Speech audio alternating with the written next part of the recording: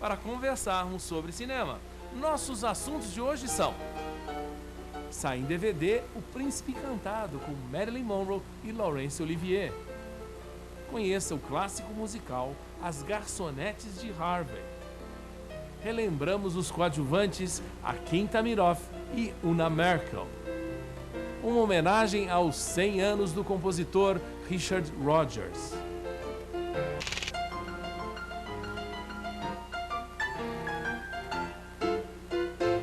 Vamos começar com o nosso teste de conhecimento cinematográfico, que hoje é sobre o compositor Richard Rodgers. Apesar de ter sido autor de grandes sucessos do teatro, ele ganhou apenas um Oscar, o de canção. Mas você é capaz de dizer por qual filme ele foi premiado? Teria sido O Rei e Eu, Oklahoma ou Feira de Ilusões? A resposta certa no final desse programa.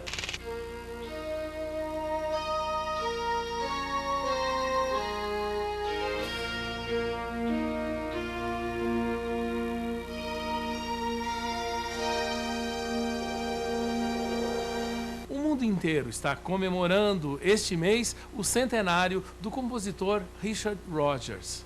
Vamos também relembrar e homenagear este autor de filmes inesquecíveis. Talvez outros compositores sejam mais badalados, mas é provável que o maior compositor do teatro americano tenha sido Richard Rodgers. É também o que teve adaptações mais bem-sucedidas para o cinema. Agora, em 28 de junho, o mundo comemorou o 100º aniversário de seu nascimento. Uma boa oportunidade de relembrar as contribuições que Rodgers também trouxe para o cinema. Fizeram até uma biografia dele na Metro, em 1948, como Minha Vida é uma Canção, Words and Music. Quem fez o papel foi o jovem Tom Drake, e como a esposa Dorothy, esteve a suave Janet Leigh. Mas todo mundo sabe que esse tipo de filme tem pouco a ver com a vida real. O papel mais marcante foi de Mickey Rooney, que interpretou o primeiro grande parceiro de Rodgers, Lawrence Hart. O filme serve para apresentar alguns dos maiores sucessos da dupla, interpretados por astros do estúdio: Lena Horne, like this before. We looked at each other in the same way then, but I can't. Johnny Allison, In a hut for two rooms and kitchen, I'm sure would do. Give me just a plot of, not a lot of land. and Sautern. Sing about, sun is shining. You sing about, got that love in. You hear about, the silver lining. You cheer about, and let that rain go. 'Cause we got that rainbow now. Judy Garland, em dueto com Rooney. The furtive sigh, the blackened eye, the words I'll love you till the day I die, the self-deception that believes the lie.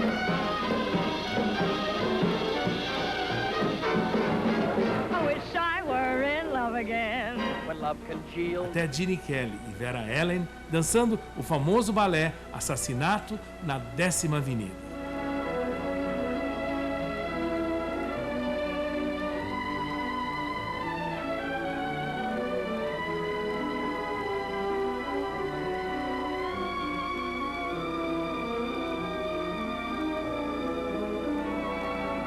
O filme errava, porém, ao mostrar Hart como um boêmio mulherengo.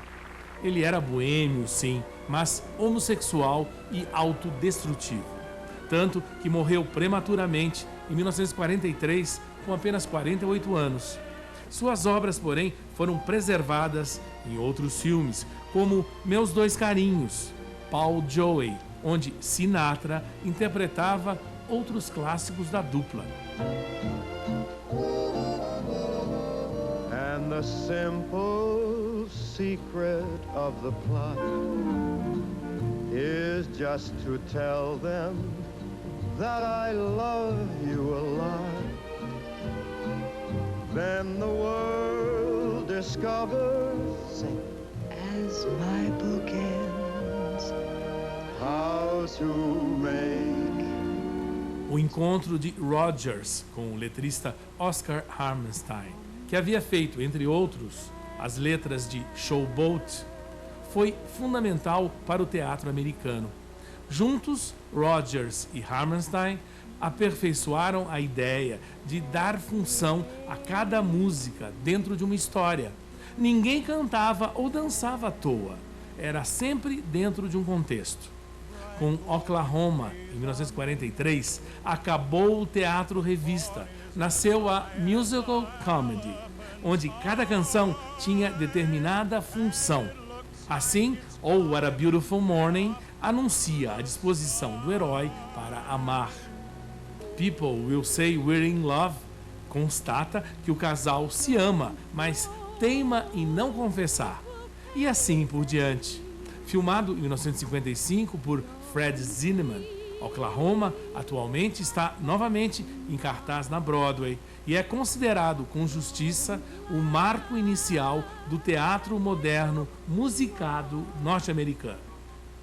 People will say we're in love. Who laughs at your jokes? Don't sigh and gaze at me. Your sighs are so like mine. Mas apesar da dupla Rodgers e Hammerstein ficar famosa por suas canções românticas e edificantes, eles não temiam experimentar. Compuseram uma única vez, especialmente para o cinema, com State Fair, Feira de Ilusões, de 1945. Uma comédia romântica que tinha Dana Andrews, Jeannie Crane, Vivian Blaine e Dick Haymes. It's a grand night for singing. The moon is flying high, and somewhere a bird who is bound he'll be heard is throwing his heart at the sky. It's a grand night for singing. The stars are bright above. The earth is aglow, and to add to the show, I think I am falling in love. Falling in love. Foi nos anos 50 que eles realmente estouraram. Carrossel foi filmado em 55 com a mesma dupla de Oklahoma, Gordon MacRae e Shirley Jones. Ao sul do Pacífico, de 58, foi prejudicado pela mania do diretor Joshua Logan em mexer com as cores. Mas tem algumas canções belíssimas. Never let her go. Once you have found her, never let her. O Rei e Eu, de 56, deu um Oscar de ator para Yul Brynner, mas é mais lembrado por Deborah Carr, dublada por Marni Nixon, e várias melodias famosas. All my good wishes go with you tonight. I've been in love like you. Be brave, young lovers, and follow your star. Be brave and... O maior sucesso da dupla, Rodgers e Hammerstein, seria o último, A Noviça Rebelde, The Sound of Music.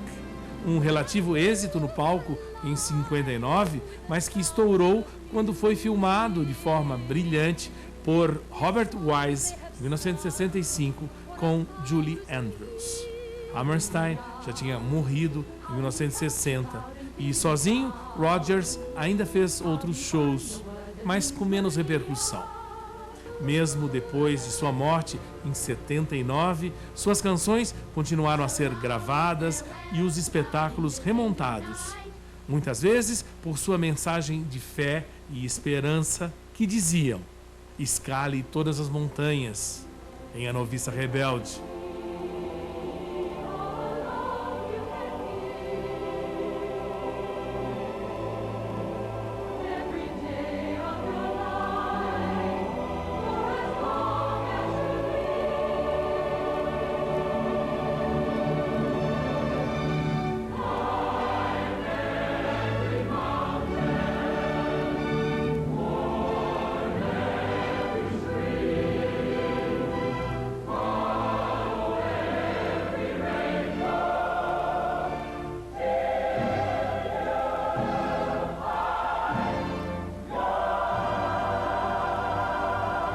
e você nunca andará só, como no final de Carrossel.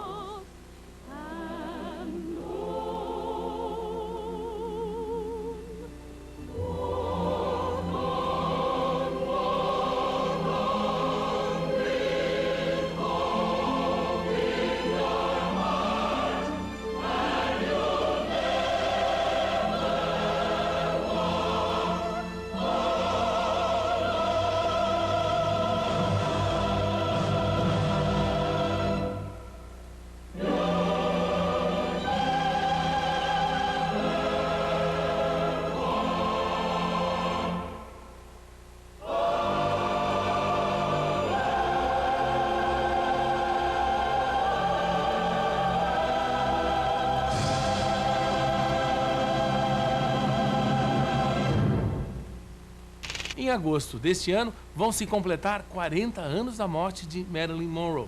É um momento apropriado de você conhecer em DVD a comédia que ela fez sob a direção de Laurence Olivier, O Príncipe Encantado. Além disso, ele também é o astro da fita. Agora, em agosto, serão lembrados os 20 anos da morte de Marilyn Monroe, falecida em circunstâncias ainda misteriosas quando tinha apenas 36 anos. De qualquer forma, a tragédia lhe deu um status de ícone, uma das mulheres mais imitadas e admiradas de toda a história do cinema. O curioso é que quando era viva, ninguém levava Marilyn a sério. Todo mundo pensava que o tipo de loira burra não era só personagem, era para valer.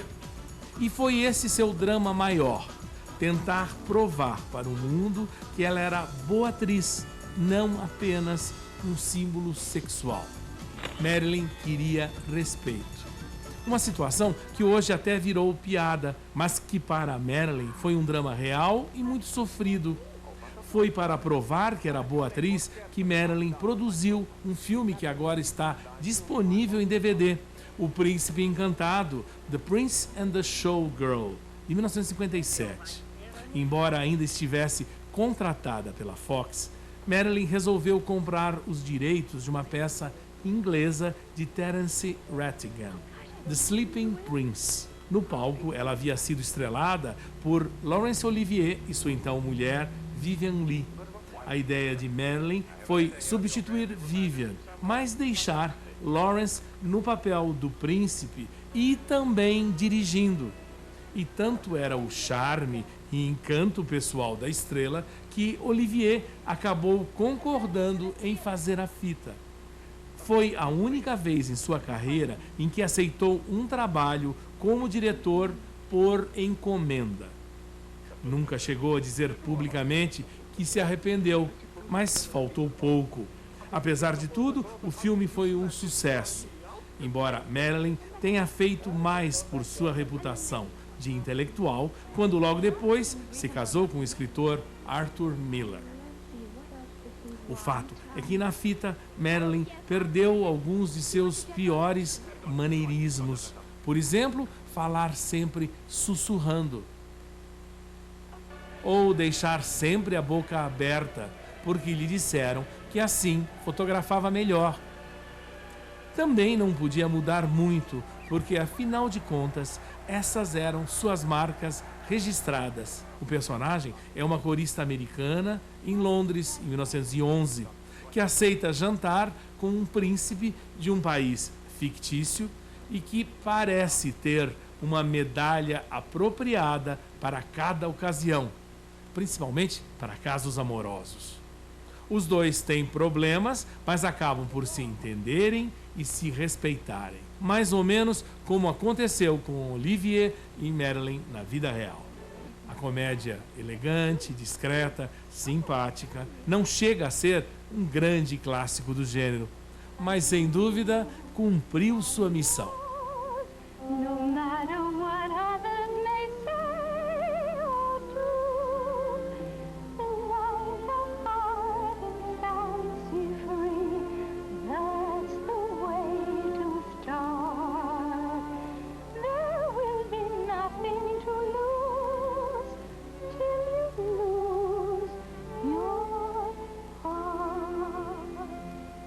sai em DVD um musical clássico e raro da Metro, As Garçonetes de Harvey, premiado com um Oscar de canção. De todos os grandes musicais da Metro, um dos menos conhecidos no Brasil é As Garçonetes de Harvey, The Harvey Girls, de 1946, que agora está sendo lançado em DVD. Quem dirigiu este faroeste musical foi o recém-falecido George Sidney, que também faz comentários em áudio durante o filme. Totalmente rodado em estúdio, As Garçonetes de Harvey foi dos mais simples de dirigir, principalmente porque sua estrela, Judy Garland, estava numa boa fase. Dizem que ela era realmente extraordinária para aprender um passo de coreografia ou alguma canção. Bastava ouvi-la uma única vez e depois a repetia inteirinho, sem errar nada. Foi o que sucedeu neste longo número musical, que tem um trecho muito grande, sem corte. Reparem só. E que ela ensaiou uma única vez. É a canção onde Atchison, Topeka and Santa Fe, que depois ganharia o Oscar de Canção daquele ano.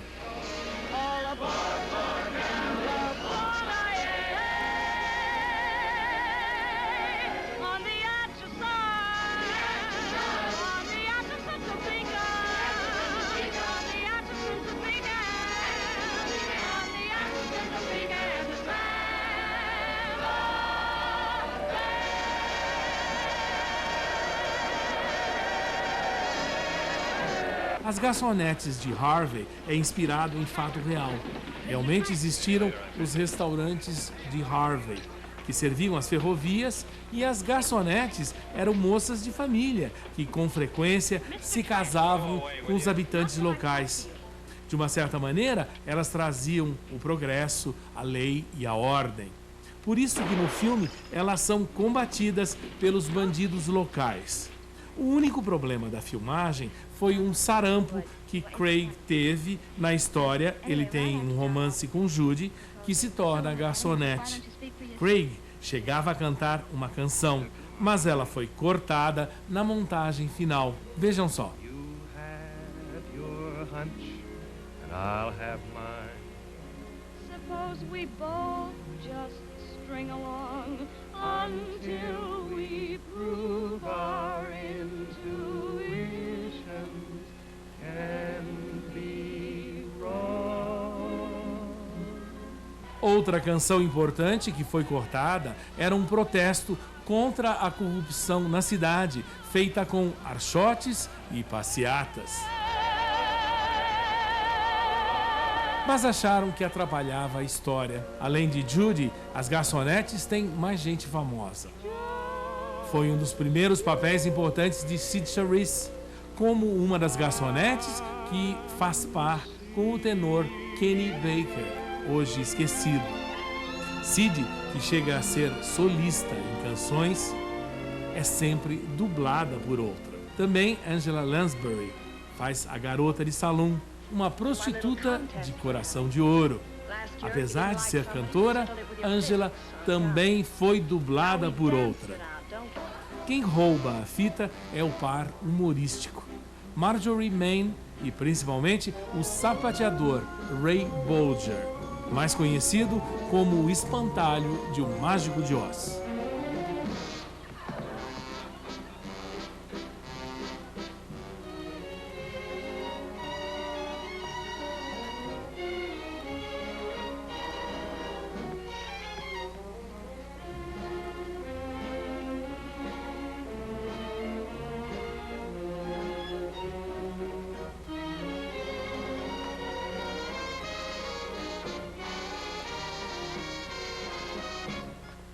Nossos coadjuvantes de hoje têm nomes estranhos e muito talento: Akin Tamiroff e Una Merkel.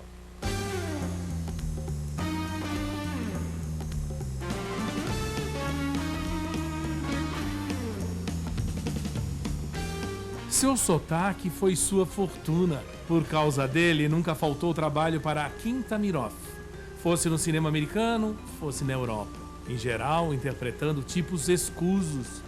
Vigaristas, bandidos, traficantes, traidores, muitas vezes usando roupas andrajosas ou um grande bigode, sempre suando e limpando o rosto com um lenço. Em cerca de 130 filmes, nunca se podia confiar em Tamirov, ao menos no cinema. Com certeza, ele iria aprontar alguma. Nascido em 1899 na Geórgia, no antigo Império Russo, estudou no prestigioso Teatro de Arte de Moscou e veio para os Estados Unidos no final dos anos 20. Começou fazendo pontinhas e papéis pequenos, até sem crédito. O sotaque era forte, mas para americano muito difícil de reconhecer. Servia, portanto, para tudo, até para latinos, Por Quem os Sinos Dobram, de 1943, onde fazia o partizan espanhol Pablo, que por ciúme trai o herói, novamente Gary Cooper. Outro amigo e parceiro constante foi Orson Welles, que o dirigiu em vários filmes, em O Processo, baseado em Kafka, e também em A Marca da Maldade, onde era o grande vilão que perseguia Janet Leigh. Tamirov também sabia fazer comédia, como provou em 11 Homens e um Segredo, ao lado de Sinatra e sua turma. Ele era o sujeito que financia o plano de assalto. Still running around Salt Lake City, I'll bet, saying goodbye to all his wives. And his horses. Yeah. Uh-huh. Nothing down in the houseboy's night off yet.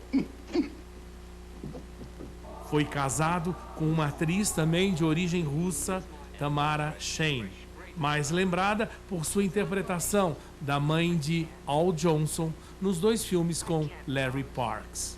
Pequeno, gordinho, até feio, Akim Tamirov se mudou para a Europa nos anos 50 e chegou mesmo a trabalhar com Godard em Alphaville.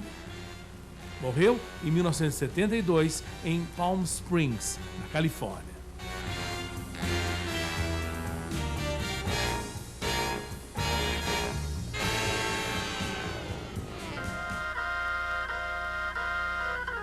Era como uma tia meio maluquinha de que a gente gosta.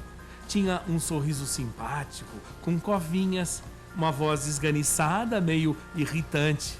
Una Merkel foi das mais queridas coadjuvantes do cinema e, embora tenha tido uma carreira de quase 100 filmes, só quando ficou mais velha é que realmente passou a ser respeitada e querida.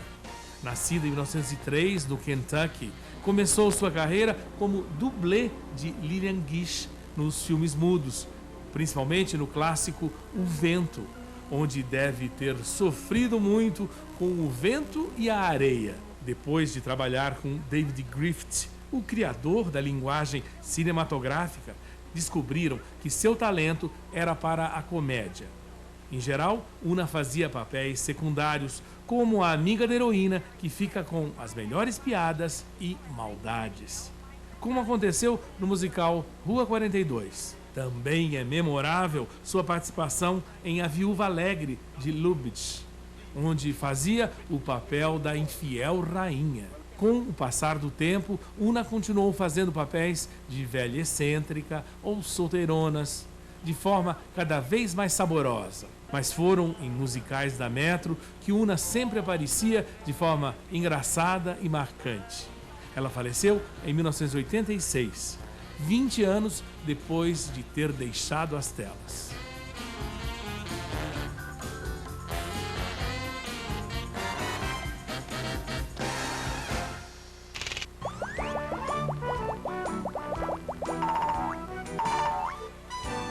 Mais erros de Forrest Gump, o contador de histórias, nesta cena em que Forrest e Jenny, ambos ainda pequenos, se encontram num ônibus escolar. As crianças que estão sentadas atrás dela aparecem e desaparecem, sem ajuda de efeitos especiais. O Sidney, que enviou este erro, desta vez exagerou. Veja só o que ele foi pesquisar. Forrest diz que Jenny morreu em um sábado. You died on a Saturday morning. Mas na lápide está 22 de março de 1982. E esse dia foi uma segunda-feira. Na mais recente versão de Os Miseráveis, Uma Thurman está na cama morrendo tuberculosa e chega a tossir sangue. Mancha até o rosto, mas logo depois o sangue some e reaparece. Este erro é do clássico Meias de Seda de Rouben Mamoulian. É durante uma coreografia com Sid Charisse e Fred Astaire no set de filmagem da versão musicada de Ode ao Trator. A roupa de Sid varia durante a dança. Ora é uma saia, ora é uma saia-calça, embora sempre da mesma cor.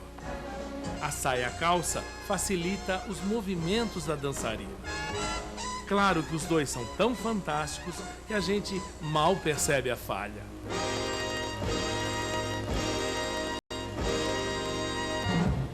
Vamos agora à resposta certa do nosso teste de conhecimento cinematográfico. A pergunta foi sobre o compositor Richard Rodgers. Em sua carreira, ele ganhou apenas um Oscar de canção. Você é capaz de dizer pelo qual filme ele foi premiado? Teria sido O Rei e Eu, Oklahoma ou Feira de Ilusões? E a resposta certa é Feira de Ilusões, pela canção It Might As Well Be Spring.